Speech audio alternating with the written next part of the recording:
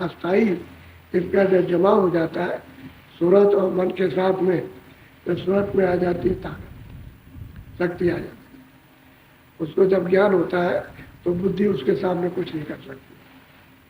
बुद्धि भी निर्मल हो जाएगी, मन भी निर्मल, चित्त भी निर्मल हो जाएगा, अहंकार भी, इनका साथ दे देंगे। अब ये आप जब भजन करते हो, ध्यान या सुमरन करते हो, बनवा रहते ही, तो सुमरन तो आप मन नहीं रहेगा तो कौन करेगा? मन बुद्धि चित्त को साफ करने के लिए तो सुमरन होता है, और सूरत को साफ करने के लिए भजन। तो आप दोनों में से एक भी काम नहीं करते, न मन साफ करने का बुद्धि चित्त सुमरन करते हो, और ना आप सूरत को साफ करने का सत्य सुनते हो, तो दोनों में से एक भी काम। तो कुछ बनेगा कहते थोड़ा किया करो। अब जिन जिन सुरतों ने अपने महापुरुषों के पास रह करके उनके सत्संग उनके आदेश का पालन करके और जैसा जैसा बताया वैसा मन बुद्धि चित्त को रख करके, और जब उन्होंने भजन किया और जो जो प्राप्त किया वो सुनाते। ये तो कलयुग में किया, सतयुग का तो है नहीं। सतयुग त्रेता द्वापर में तो संता है नहीं। संत तो प्रगट में जीव कल्याण के लिए अभी कलयुग में आए, आना शुरू हुआ, वो भी 700 वर्ष पहले नहीं, 700 वर्ष के पहले नहीं अंदर। तो आप बताओ कि किताबों का पूर्ण प्रमाण देगा? परे के लोग सतयुग त्रेता द्वापर के तो जान नहीं सकते। अब कलयुग का जो पार, आर पार, इस पार से उस पार जो जान, वो तो बताएगा। जो जानता नहीं होगा ना इस पार उस पार, ना इस पार का ना उस पार, कुछ नहीं बताएगा। तो बहुत प्रेम से आप सुनिए।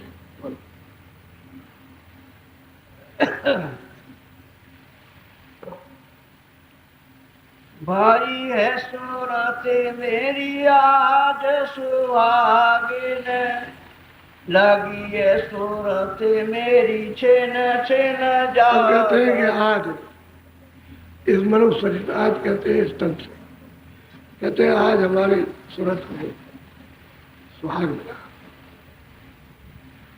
और ऐसा सुहाग मिला है कि अब वो न दिन को सोती है न रात को। छिन कहते हैं सबसे छोटा समय, उससे छोटा समय घड़ी में भी नहीं है। जो घड़ियां चलती है सेकंडों की, उसमें भी छोटा समय उससे भी छोटा छिन है। तो कहते हैं मेरी सूरत सुहागिन आज इस मनुष्य शरीर में वो हुई, और आज लगी है कि ऐसी गुरु की कृपा हुई कि छिन छिन जागने लगे, जागे, अब सो नहीं रही, जागे। तो मनुष्य रूपी तन में सूरज जाग जाए तो फिर काहे को सोना, न दिन का न रात का, तो जागे। क्योंकि जड़ चेतन, चेतन है, जड़ में फंसी है, अब उसे होश नहीं है, इसलिए जब उसको बोध नहीं है तो होश कैसे आएगा। लेकिन गुरु की ऐसी कृपा कि उन्होंने जो मूल रास्ता पार जाने का दिया, वो सत्संग सुन करके और उनकी कृपा दया रास्ता दिया, और उन्हीं की दया से भजन करने लगे। तो भजन में जब डगर मंडलों में चढ़ी तो सूरत कहती है कि गुरु की कृपा हुई कि आज मेरी सूरत को सुहाग। सुहाग किसको कहते हैं? वो लगाया जाता है ना सिंदूर कि आज तुमको पति मिल गया, उसको सुहाग कहते हैं। और सुहाग नहीं है, जब सिंदूर मिलने लगेगा उसी समय से समझा जाएगा कि पति मिल गया। तो कहते हैं कि ऐसा सुहागिन हुई है कि अब मेरा जो पति मिला कभी छूटेगा नहीं, और मेरे पति के यहाँ कोई जन्म मरण होता न जन्म न मरण। ऐसे पति के साथ आसपास और उससे लग करके उसको पा करके छिन छिन जाती, न सोती हो न जाए, दोनों अवस्थाओं से परे, सोने की अवस्था से भी परे, जागने की अवस्था से परे हो। हाँ, वो गुरु की कृपा दया से। बोलो स्वामी स्वामी लगी है पुकारन, राधा राधा नाम समा। हम कहते हैं कि स्वामी स्वामी, राधा सूरत को कहते हैं, और स्वामी मालिक का नाम। कोई राधा कोई स्त्री नहीं है,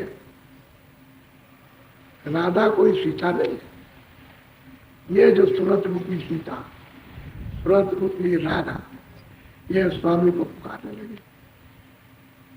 कब पुकारने लगी? जब उसने शब्द सुना, आवाज सुनी, बोली सुनी, तब वो पुकारने लगी। तो उसमें बोली में बहुत कशिश है, बहुत प्यार है। उतना प्यार, उतनी ठंडक, उतना आनंद, उतना ज्ञान किसी चीज में नहीं। कहते हैं कि भाई सूरत को आज, तो मेरी जो राधा सूरत है वो स्वामी को पुकार।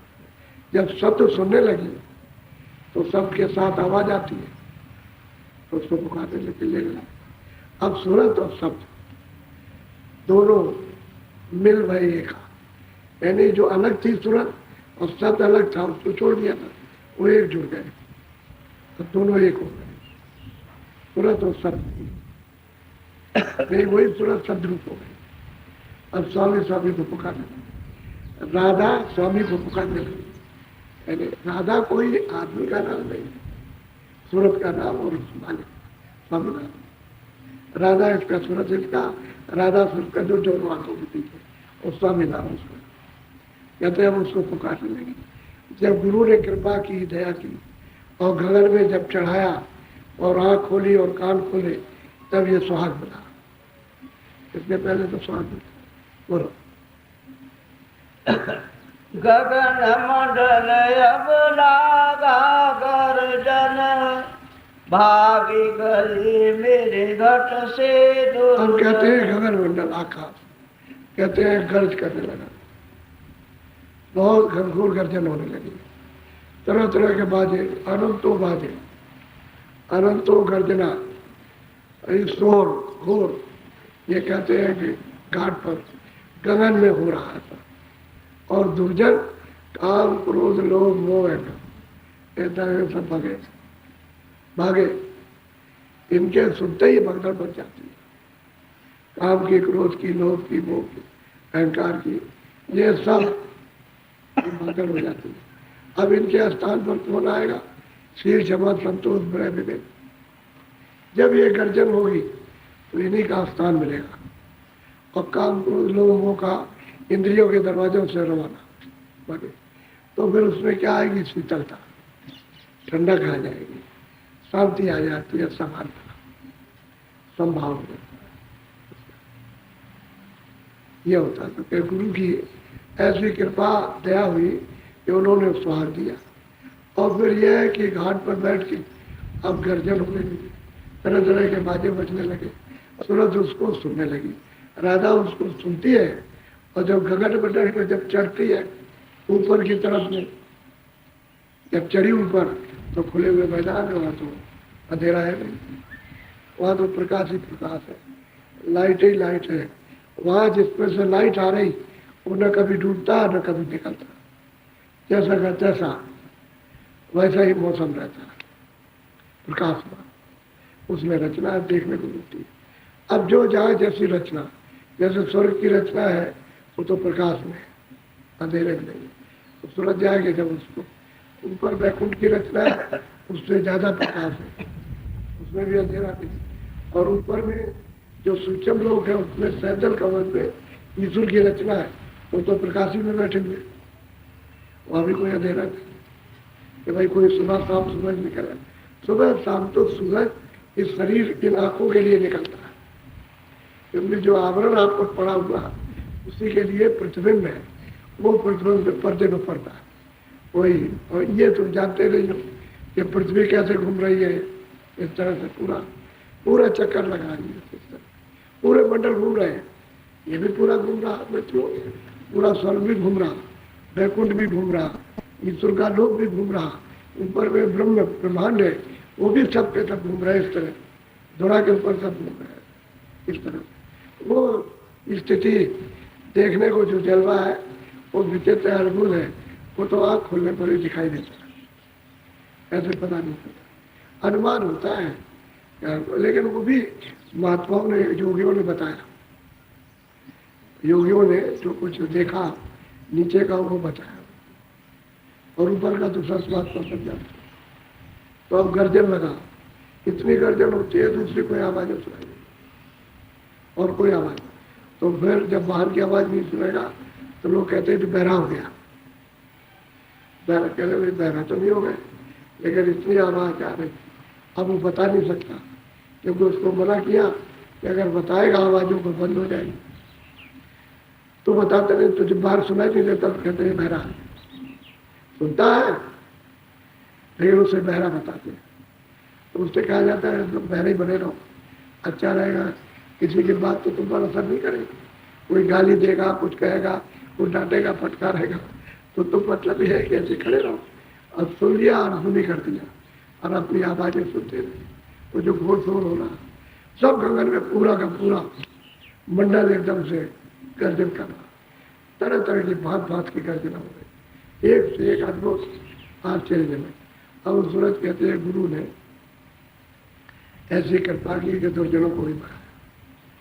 और सूरज जी ने राधा सीता को जगाया, अब शब्द के साथ लग करके और पुकारने लगे, स्वामी सब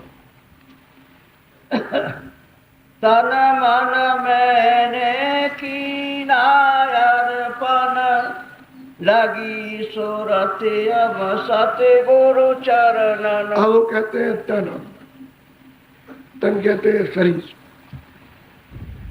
और मन कहते हैं जो बैठा है इंद्रियों के दरवाजों पर। वैसे तो बैठक ही है, लेकिन मतलब यह है कि वो इंद्रियों के दरवाजों पर जब उसको अहंकार आया तो अंधेरे में चला जाता, फिर वो ज्ञान शून्य हो जाता। तो कहते हैं कि हमने क्या किया कि तन और मन को गुरु के चरणों, गगन में चरण।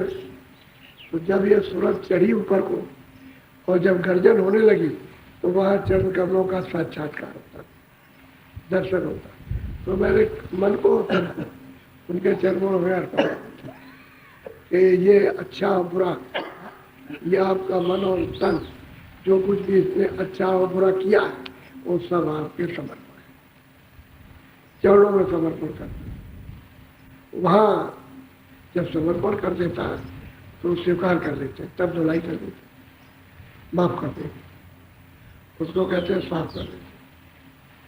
तो मन भी साफ, बुद्धि भी साफ, चित्त भी, और ये जितने गंदगी अंतःकरण में ये भी साफ। और इसी दरवाजे में सूरत बैठी है वो भी साफ हो जाती, तभी तो ऊपर चढ़ेगी, सफाई हो जाएगी, तब तो गगन का घोर सुनेगी, आकाश मंडल में होगा तो भांत भांत की बाणियाँ हो रही हैं। उनको देव बाणी कहो, आकाश बाणी कहो, ईश्वर की बाणी कहो, ब्रह्म बाणी कहो, पार ब्रह्म की बाणी कहो, सब सुनाई देती। तो कहते हैं गुरु की कृपा हो गई, उनकी दया हो गई कि मैंने तन और मन को अर्पण कर दिया उसके चरणों में। और सूरत अब छिन छिन शब्द के साथ अब न रात को सोती न दिन को सोती। बोलो नाम थाल और बाती सुमिरन, जोते जोत वाली में। कहते हैं कि नाम का तो थाली बनाई, शब्द की तो उसने थाली बनाई, और जो उसमें से प्रकाश निकलना उसकी ज्योति, उसमें तो कोई मतलब है तेल बत्ती और रुई की जरूरत है नहीं, तो अपने आप जल गई। तो शब्द है, उसमें से प्रकाश निकलना, भांत भांत का उसमें से प्रकाश निकलता तरह तरह। तो कहते हैं उसकी हमने प्रकाश की ज्योति बना और उसी में रखा। अब वो दृष्टि से आरती करती है, दृष्टि से, क्योंकि सूरज शब्द में जब ले होगी तो ये भी तो शब्द होगी, लेकिन कहाँ तक आरती करेगी? जब तक ये पिंजड़े में रहेगी। एक पिंजड़ा उसका ये मनुष्य है, दूसरा पिंजड़ा है लिंग शरीर, जब इंद्रिया चतुष्संताकरण और मन और बुद्धि और चित्त अहंकार और रजोगुण तमोगुण सत्व, 17 तत्वों। और फिर उसके बाद एक पिंजड़ा है 9 तत्वों का, शब्द स्पर्श रूप रसगंध और मन और बुद्धि और चित्त और अहंकार। तो एक ये हो गया उसका सोच, और कारण जो है उसका पर्दा। सूरत का तन है, वैसे तो चेतन है, लेकिन शब्द स्पर्श रूप रसगंध। अब ये अलग अलग लीलाएं होती रहती हैं, सुनते हैं इतने तन में बंद है। एक तो ये तन, फिर वो स्वर्ग वैकुंठ में, फिर ईश्वर के लोक में, फिर ऊपर में ब्रह्म के लोक में। उधर जब सूरत अपने उस कारण पिंजड़े से निकलती है, उस तन से निकलती है, तो सत्य रूप में जाती है। तो यहाँ तक तो आरती वो करेगी दृष्टि से आरती करेगी।